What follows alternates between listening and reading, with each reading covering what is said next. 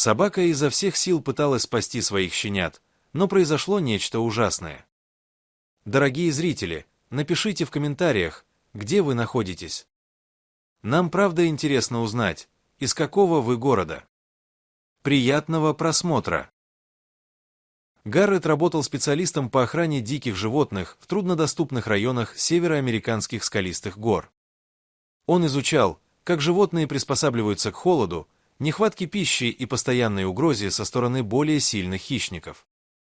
Его временным домом была старая охотничья хижина, затерянная среди хвойных лесов штата Монтана, где он проводил долгие вечера за анализом записей, видеоматериалов и полевых заметок, сделанных за годы одиночной работы.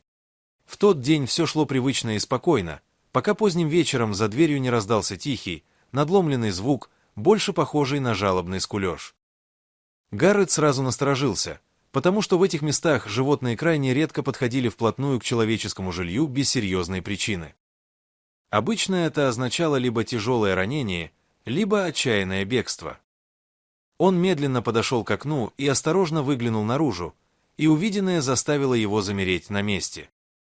Прямо у крыльца стояла сильно истощенная собака смешанной породы, шерсть которой была сбита и местами выдрана, а рядом с ней жались несколько совсем маленьких щенят.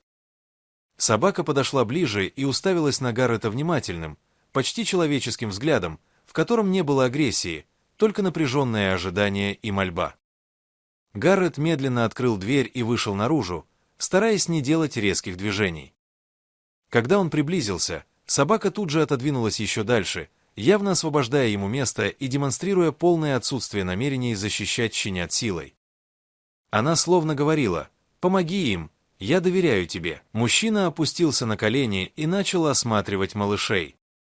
Почти сразу он понял, что один из них находится в критическом состоянии. Задняя лапа была глубоко повреждена укусом, ткани вокруг раны воспалились, и инфекция уже начала стремительно развиваться.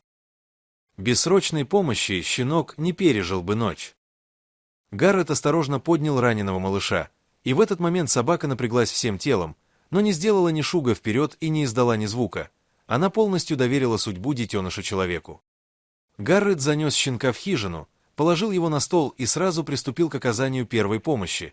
Промывал рану, накладывал повязку, вводил антибиотик.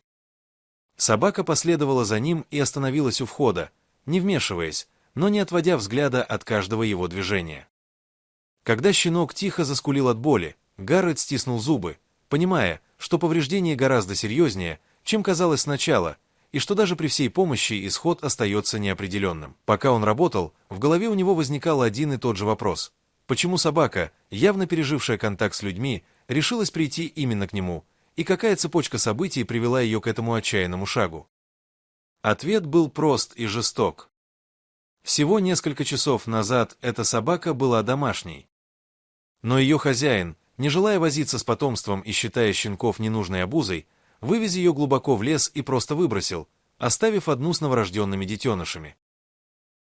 Она блуждала, пытаясь спрятаться и защитить щенят, пока запах крови и слабости не привлек волчью стаю, которая быстро взяла след и пошла на сближение. Волки атаковали стремительно. Один из щенков был ранен в суматохе, и собака, обезумев от страха и боли, кинулась на волков.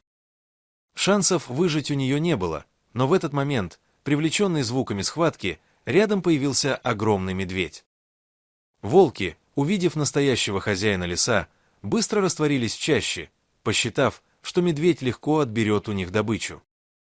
Но медведь лишь осмотрел щенят, фыркнул и медленно ушел обратно, оставив мать и детенышей в безопасности.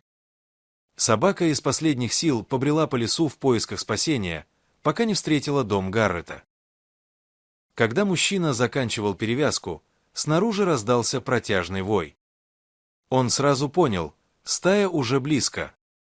Выглянув в окно, он увидел серые тени, скользящие между деревьями, и понял, что волки окружают хижину, двигаясь слаженно и уверенно. Они чувствовали добычу и не собирались отступать. Гаррет схватил рацию и попытался вызвать помощь, но получил ответ, что спасатели смогут добраться сюда не раньше, чем через час. Волки уже начали царапать стены, принюхиваться к щелям и искать слабое место. Ждать было нельзя. Гаррет начал использовать все, что было под рукой: аэрозольные баллоны, газ, химические раздражители, превращая исследовательское оборудование в средства обороны. Когда один из волков попытался просунуть морду в щель у двери, Гаррет поджег струю аэрозоля, и пламя вырвалось наружу, заставив зверя с визгом отскочить. Но Гаррет знал, что это лишь временная мера. Волки не уйдут, пока не получат свое. И именно в этот момент над лесом раздался гул двигателя, и лучи прожекторов разрезали воздух. Это был вертолет спасателей, которых все же удалось направить после сигнала, дошедшего до руководства службы охраны животных. Сигнальные ракеты и шум заставили волков отступить, а собаку и щенят срочно доставили к ветеринару, где им оказали специализированную помощь. Раненого щенка удалось спасти, хотя врачи сказали, что еще пара часов, и было бы поздно. Спустя несколько месяцев Гаррет, однажды утром, сидя с чашкой кофе у своей хижины, увидел знакомую собаку и подросших щенят. Они остановились на расстоянии, спокойно посмотрели на него, не издав ни звука. Мужчина улыбнулся, поставил кофе и опустился на землю. Вся собачья семья бросилась в его объятия, как будто вместе они были всю жизнь. Так собака с щенятами обрела новый дом, а Гаррет впервые за долгие годы был рад, что в его доме поселились шум и суета. Он назвал собаку Верой за ее безграничное доверие к людям, несмотря на предательство. А щенка, которого он спас, назвал Бо в честь старого друга, погибшего в горах много лет назад. Дорогие зрители, что вы думаете об этой истории? Расскажите, пожалуйста, в комментариях. А если вам понравилось это видео, ставьте лайк и подписывайтесь на наш канал. До свидания!